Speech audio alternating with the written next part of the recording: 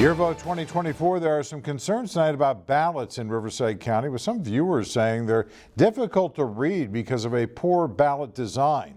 This comes ahead of the March primary. News Channel 3's Bianca Ventura is live in studio after talking to some concerned voters about why these ballots are difficult for some to see. Bianca. Good evening, John. One of the biggest concerns of the ballots pertains to the fill-in bubble where voters would mark their choice. Many people say that the border of that bubble is faint, making it difficult to see. And I had the chance to speak to a low visual therapist who agrees the ballots and the voter's guide can pose some difficulties for voters with visual impairments. She also shared some tips that could make it easier to cast your vote. For somebody to decide to put a very pale pink oval where we register our vote, the important vote, was a gross mistake. Several voters, including Jeanette Dreisbaugh, are running into the same problem while attempting to fill in this year's ballot.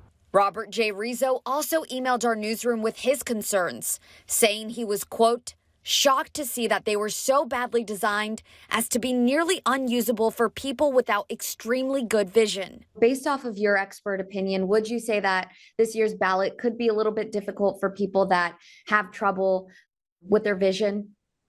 I would say most definitely the ballot is more difficult to see because of the fainter lines for the oval. And of course, the voter information guide is very small print. Katie Schuring, a low vision occupational therapist with the Braille Institute, says a different print could have worked better for voters. Sometimes something more traditional with like a big bolded oval shaped with thicker lines just does the job perfectly. Riverside County Registrar's office shared this statement in regards to the recent ballot complaints. They said, quote, "We want to reassure the public that vote by mail ballots have the ovals within the same line as the candidate's name."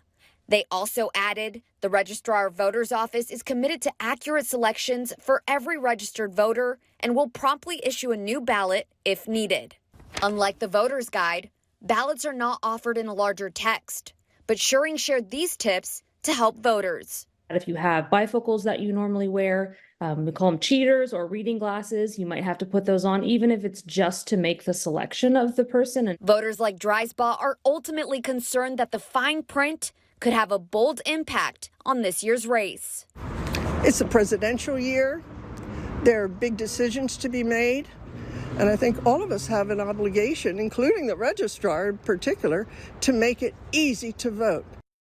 We've also heard from voters with non-party ballots that are also having difficulty casting their votes. You can see it right here behind me. The columns are pretty faint and the candidates' names on the Senate race are crowded. So even if you're trying to vote for the person on the right, you see that the oval is closest to the person in the middle column. So that's confusing in and of itself. And you can also see that those ovals are pretty faint, making it difficult for voters. Now, you can also head to KESQ.com for assistance on getting a new ballot or ordering a larger print voters information guide.